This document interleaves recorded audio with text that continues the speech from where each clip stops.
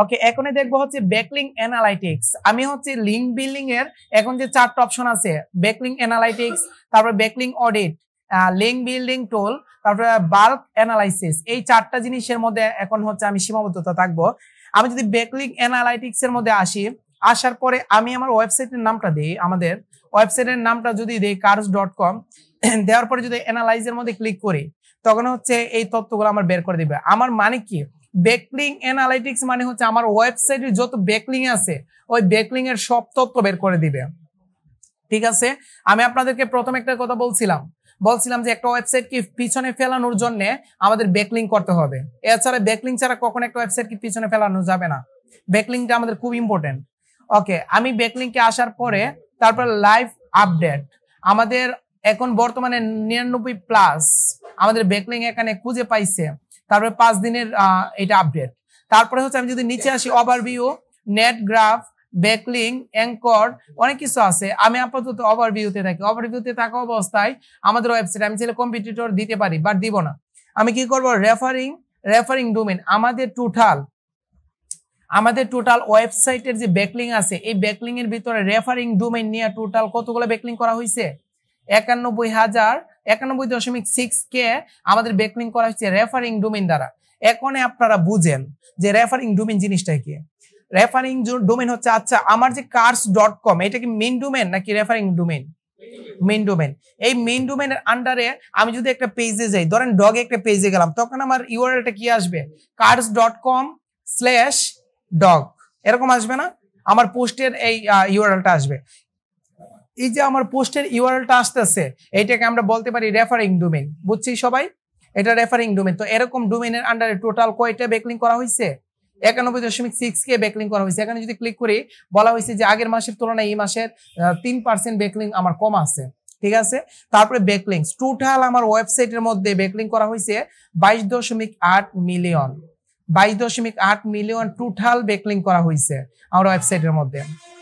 তারপরে আমাকে বলা হয়েছে, এখানে যদি ফোকাস করি তখন দেখতে পারবো গত মাসে আর এই মাসের তুলনাটা, গত মাসের তুলনায় এই মাসে কম করা হয়েছে। তারপরে মান্থলি ভিজিটস, আমার ব্যাকলিঙ্কটাকে টার্গেট করে আমার মান্থলি ভিজিটর কত, 39.2 মিলিয়ন ট্রাফিক হচ্ছে এই ওয়েবসাইটের মান্থলি ভিজিট আমার ব্যাকলিঙ্ক টার্গেট করে। তারপরে অর্গানিক ট্রাফিক, অর্গানিক মানে যারা হচ্ছে অর্গানিক ভাবে সার্চ করে আসে তারা টার্গেট করে হচ্ছে টোটাল 14.8 মিলিয়ন ট্রাফিক আমার ওয়েবসাইটে আসে। আউটবাউন্ড ডোমেইন হচ্ছে আমার লিঙ্কের মাধ্যমে কত পার্সেন্ট আমার আসে, 19.6 কে মানুষ হচ্ছে আমার লিঙ্কের মাধ্যমে আসে আমার ওয়েবসাইটে। তারপর যদি নিচে আসি, অথরিটি স্কোর মানে ডোমেইন অথরিটি। তো ডোমেইন অথরিটি এর আগে দেখছিলাম আমরা 80 ছিল, এখন বর্তমানে 80 আছে। তারপরে হচ্ছে এখানে কি লেখা আছে, লিঙ্ক পাওয়ার, আমার যে লিঙ্কগুলো করা হয়েছে এগুলোর পাওয়ার কেমন এখানে আমার উল্লেখ করা আছে, দেখছেন, ভেরি গুড। তারপরে সুপার বি, তারপরে এখানে হচ্ছে ন্যাচারাল প্রোফাইল, মানে ন্যাচারাল ভাবে এগুলা করা হয়েছে, এগুলা হচ্ছে সুপার ভাবে করা হয়েছে, এগুলা হচ্ছে ভেরি গুড ভাবে করা হয়েছে, মানে ভালো ব্যাকলিং আর কি, সহজ ভাষায় ভালো ব্যাকলিং চিহ্নিত করার উপায় আর কি। ওকে, তারপরে অথরিটি স্কোর ট্রেন্ড, এইটা দ্বারা বোঝানো হয়েছে আমার ডোমেইন অথরিটির হচ্ছে ট্রেন্ডিং জিনিসটা কি। ডোমেইন অথরিটি এখন 80 আছে, এখানে বলা হয়েছে 75 পরে আস্তে আস্তে বাড়তেছে, দেখছেন এখন আস্তে আস্তে বাড়তেছে। কখনো কি উপরে গিয়ে কমছে, উপরে গিয়ে কখনো কমবে না, এটা আস্তে আস্তে বাড়বে। আগে প্রথমে কম ছিল, দেখেন 77, তারপর 75, এরকম অনেকগুলো ছিল, এখন আস্তে আস্তে দিনে দিনে বাড়তেছে। এটা মান্থলি বাড়তেছে, দেখছেন মার্চ মাস থেকে অক্টোবর মাসের ভিতরে হচ্ছে আপনার 75 থেকে কত হয়েছে, 80 হয়ে গেছে। March, April, May, June, July, August, September, October, 6 থেকে 7 মাসে, 6 মাসে এভারেজে আমার প্রায় 4% বেড়ে গেছে, এরকম ভাবে বাড়ে। ঠিক আছে, তারপর নেটওয়ার্ক গ্রাফ, এটা হচ্ছে নেটওয়ার্ক গ্রাফটা দিয়ে বোঝানো হয়েছে যে আমাদের ওয়েবসাইট ট্রাফিকের কোন দেশে কি অবস্থা, এটা একটা নেটওয়ার্কিং এর একটা গ্রাফ আমাদেরকে দিয়ে দিছে।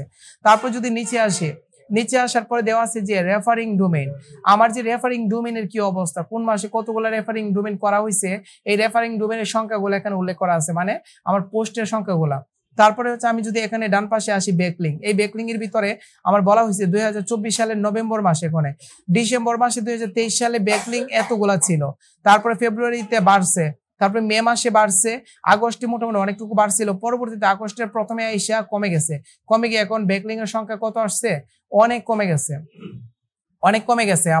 আমার যে মিলিয়ন আছে আগে ছিল 26 মিলিয়ন, 28 মিলিয়ন পর্যন্ত গেছে, কিন্তু এখন 2024 সালে কত মিলিয়ন আসছে, 22 মিলিয়নে এসে পড়ছে, তার মানে অনেকটুকু কমে গেছে এদের ব্যাকলিংকের পর্যায় সংখ্যা। তারপর আমি যদি নিচে আসি, নিচে আসার পরে new and lost referring domain, I mean আমাদের যে রেফারিং ডোমেইন গুলা নিউ অবস্থায় কয়টা ক্রিয়েট করা হয়েছে এবং লস্ট মানে কতগুলো আগের গুলা হারাই ফেলছে আমরা, এগুলা হচ্ছে নষ্ট হয়ে গেছে, এই জিনিসটা আমরা দেখতে পারতেছি। ঠিক আছে, এটা হচ্ছে আমাদের রেফারিং ডোমেইনের অবস্থাটা। ব্যাকলিং সহজ ভাষায় আমি আপনাদেরকে কি বলছিলাম, ব্যাকলিং হচ্ছে দুই প্রকার, একটা ডু ফলো আর একটা নো ফলো। এখানে নিউ বলতে বোঝানো হয়েছে ডু ফলো লিঙ্ক, আর এই যে লাল কালার দিয়ে বোঝানো হয়েছে নাকি রক্ত কালারের মতো, ওইগুলো দিয়ে বোঝানো হয়েছে আমার লস্ট, মানে যে ব্যাকলিং গুলা করা হয়েছে এই ব্যাকলিং গুলা কাজ করে না, এরকম কিছু ব্যাকলিং, তো এইগুলা দিয়ে বোঝানো হয়েছে। তো এইগুলা হচ্ছে আমরা দেখতে পারতেছি। তারপরে নিউ এবং লস্ট ব্যাকলিং টোটাল এখানে দেখাচ্ছে, এখানে কিছু পার্সেন্টেজ দেখাইতেছে যে কি অবস্থা। তারপরে যদি আমি নিচে আসি, নিচে আসার পরে ক্যাটাগরাইজ অফ রেফারিং ডোমেইন, এখানে যদি আসি তখন এখানে দেওয়া আছে অটোমোটিভের মাধ্যমে এত পার্সেন্ট কি আসে আমার ডোমেইনের রেফারিং ডোমেইন গুলো আসে। তারপরে মাস মিডিয়া, এখান থেকে এত পার্সেন্ট আসে, অনলাইন সার্ভিস থেকে এত পার্সেন্ট আসে, এডুকেশনাল থেকে এত পার্সেন্ট এবং নিউজ পেপার থেকে এত পার্সেন্ট আসে। তারপরে ক্যাটাগরাইজ অফ রেফারিং, মানে আমাদের যে রেফারিং ডোমেইন গুলো আছে এগুলো রেফারিং ডোমেইন এর এই ভিতরে হচ্ছে কত পার্সেন্ট কোন পজিশন থেকে আসে, এই জিনিসটা এখানে উল্লেখ করা আছে।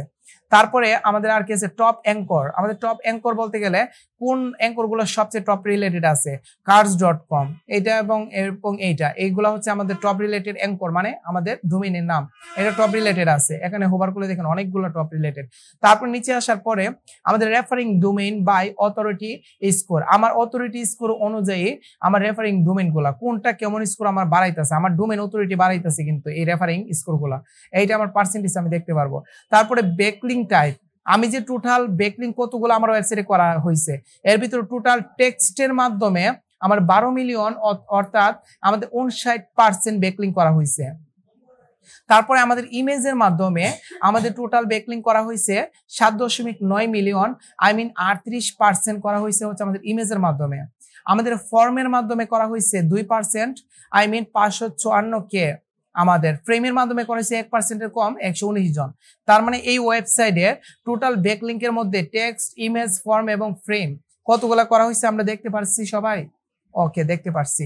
তারপরে নিচে যদি আসি, আসার পর লিঙ্ক অ্যাট্রিবিউট হচ্ছে আমাদের ডু ফলো কয়টা লিঙ্ক আছে 88%, নো ফলো কয়টা আছে আমাদের 12%, স্পন্সর আকারে হচ্ছে আমাদের যেগুলো অ্যাডভার্টাইজমেন্ট দিচ্ছে এবং ইউজিসি আকারে আমাদের এত পার্সেন্ট আছে। তার মানে আমাদের নো ফলো মোটামুটি মিডিয়াম পর্যায়ে আছে এবং হচ্ছে ডু ফলো হচ্ছে সবচেয়ে বেশি আমাদের লিঙ্ক গুলো আছে।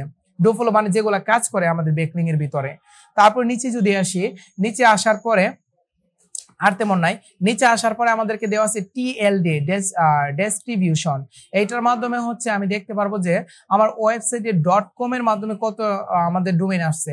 আচ্ছা, ব্যাকলিং করা হয়েছে এখানে দেখেন .dev, .app, .gov, .edu others, মানে উনি কিন্তু একটা ডোমেইন নিয়ে কাজ করতেছে না, ওনার ডোমেইনের আন্ডারে সাবডোমেইন কিন্তু অনেকগুলো আছে। বলা হয়েছে ওনার সাবডোমেইনে, এগুলো হচ্ছে ওনার সাবডোমেইন, ওনার সাবডোমেইনের কি অবস্থা এখানে প্রত্যেকটা উল্লেখ আছে। তো ওনার মেইন ডোমেইন হচ্ছে এইটা .com, ঠিক আছে। তারপরে বলা হয়েছে টপ কান্ট্রির মধ্যে ওনার ডোমেইনের উপরে ব্যাকলিংক তৈরি করা হয়েছে টোটালি আমেরিকার জন্য হচ্ছে 85%, এতগুলা রেফারিং ডোমেইন তৈরি করা হয়েছে। তারপর দ্বিতীয়ত অবস্থানে আছে হচ্ছে জার্মানি, তারপরে ফ্রান্স, ইউনাইটেড কিংডম, রাশিয়া এবং হচ্ছে সিঙ্গাপুর। কোন দেশের জন্য কত পার্সেন্ট আমাদের ডোমেইন তৈরি করা হয়েছে, মানে ব্যাকলিংক তৈরি করা হয়েছে, এই জিনিসটা এখানে উল্লেখ করা আছে। তারপর নিচে যদি আসি, তারপরে রেফারিং ডোমেইনের সংখ্যাটা দেখতে পারবো, রেফারেল আইপিএস দেখতে পারবো, তারপরে রেফারেল সাবনেট দেখতে পারবো, এগুলো জাস্ট একটা ইনফরমেশন। তারপরে আমি দেখতে পারবো সিমিলার প্রোফাইল, আমাদের ব্যাকলিং এর দিক দিয়া হচ্ছে কোন ওয়েবসাইটটা আমাদের সাথে কম্পিটিটর আছে, এটা হচ্ছে এইটা edmonds.com, তারপরে দ্বিতীয় kbb.com, তারপরে এরকম ওয়েবসাইট গুলো আছে। তার মানে আমাদের সিমিলার প্রোফাইল যেগুলো আমার ওয়েবসাইটের সাথে সিমিলার আছে ওইগুলো দেখাইতেছে এখানে। দেন হচ্ছে আমরা কি করব, নিচে আসবো, নিচে আসার পরে আমার ওয়েবসাইটের আরেকটা জিনিস দেখতে পারবো টপ পেজ।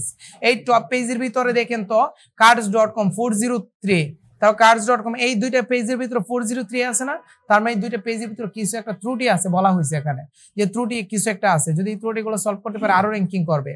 তারপর এটা হচ্ছে আমাদের মূলত এই জিনিসটা হচ্ছে একটা ওয়েবসাইটে ব্যাকলিং সম্পর্কে জানার জন্য আমরা এখানে আসতে পারি। এখানে হচ্ছে আমাদের ব্যাকলিং অ্যানালাইটিক্স এর মাধ্যমে আমরা হচ্ছে অ্যানালাইজ করতে পারি, অ্যানালাইজ করে হচ্ছে আমরা একটা ওয়েবসাইটের যাবতীয় ব্যাকলিং গুলো আমরা কি করতে পারি, বাছাই করতে পারি এই ব্যাকলিং অ্যানালাইটিক্স এর মাধ্যমে।